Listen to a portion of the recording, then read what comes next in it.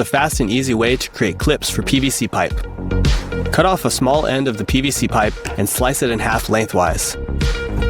Secure the half into the wall with a screw. Now we can press down to clip our PVC pipe into the two halves. Now we'll be installing a ball valve. We need to stop the flow of water from this pipe, so we'll use a dowel. Gently hammer it in and then saw it flush if necessary. Next, we'll install the ball valve onto the pipe. This step will differ according to the kind of valve you're using. Once finished, carefully remove the dowel using a drill. Close the valve to complete the installation. Here's what it looks like from the other side when you install a hollow wall support into drywall. As it tightens, the wings flare out, which provides the support. We can make some very sturdy wall clips from the tops of plastic bottles. We'll heat the edges with a heat gun and then bend them over with a pair of pliers. Now we can screw our new clips into the wall to hold cables and pipes in place. Check out this cool way to keep your charging cables on hand. Tape a couple of magnets to the bottom of a binder clip. Now we can put the binder clip on the edge of a table to keep our cables within reach. We can remove the excess paint from paint rollers with a string and an empty paper towel roll. Press the tube down the brush to squeeze out the paint.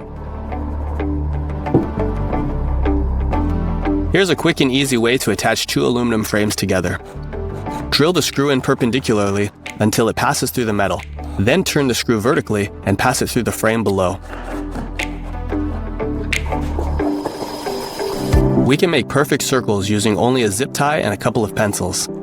Pass the strap through the head, then fold the zip tie in half. Use one pencil in the center of the circle and the other to trace the circumference.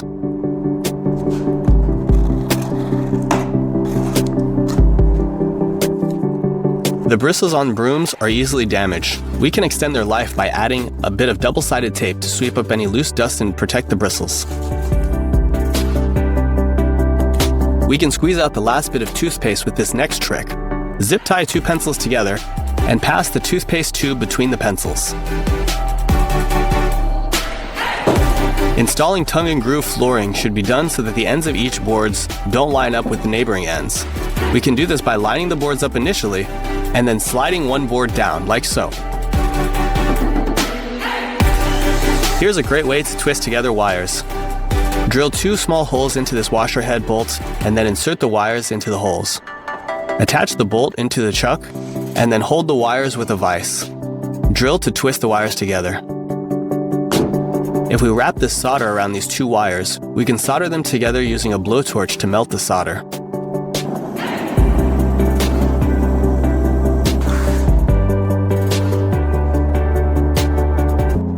After long enough use, the stone on this circle knife sharpening machine is no longer square. We can fix that with the help of an angle grinder.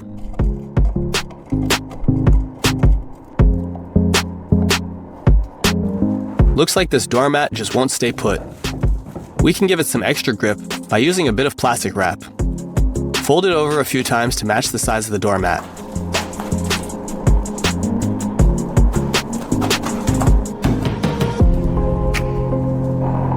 How about a glass of orange juice?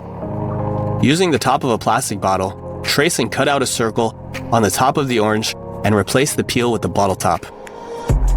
Attach a screw eye into the chuck and drill inside the orange.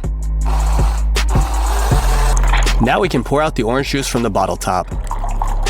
To help us line up these screws so that they sit flush, we can first drill a pilot hole. And now our screws will sit flush.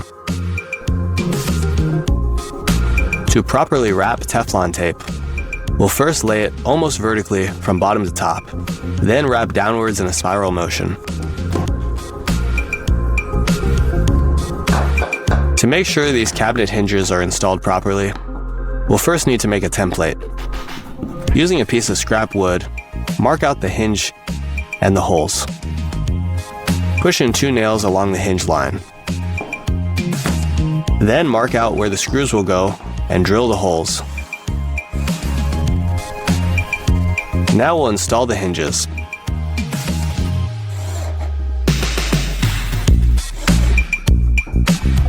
Everything lines up.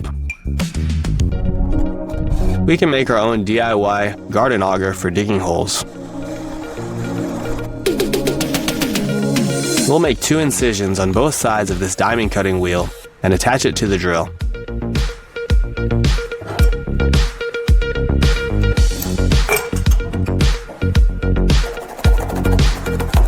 Next, we'll make a brick texture roller.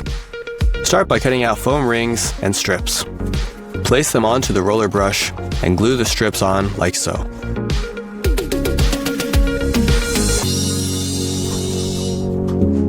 Now we'll add some spackle to the wall and cover it with plastic wrap. Use the brush to roll out the brick texture. Sanding between gaps can be very tedious. We can add some duct tape to give the sandpaper some extra support. It's dangerous to use a planer or table saw without a push stick. We can make one using this paintbrush. Remove the bristles and cut out a notch in the handle. Now our fingers are safe.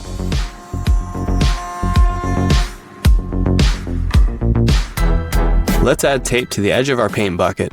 Keep our brush from dripping. This next project is making a rubber strap wrench. We want to drill a hole through this nut and then cut out notches on both sides.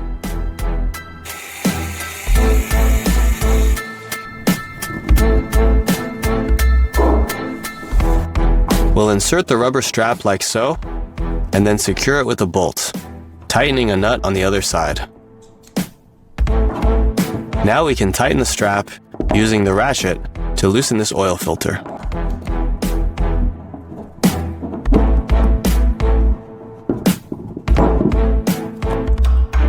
To fit these 2 pipes together, we can use a swaging drill bit.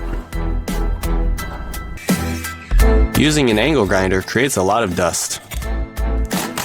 A bit of double-sided tape will capture some of the dust and protect the shield. When finished, simply throw the tape away. Some screws just don't seem to want to hold on to the drill bit like we want them to. Luckily, we can use some double-sided tape once again to help us out. Add the tape to the drill bit and press the screw onto the tape.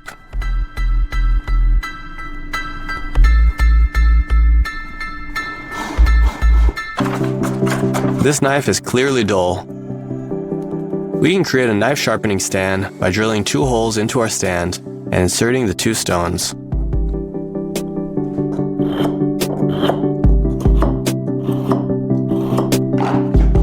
For our last project, we'll be creating an articulating arm that allows us to make straight marks across oddly shaped objects. We'll start by first drilling holes into each of the pieces of wood like so.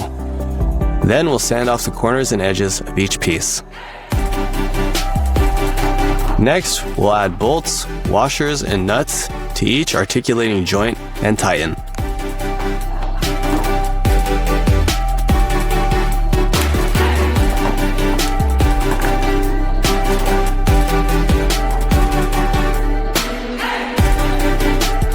And the next piece will be screwed in perpendicularly.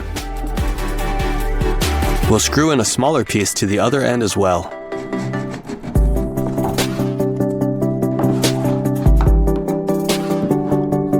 Now we can mark straight lines, both on flat boards and even on the inside of this container.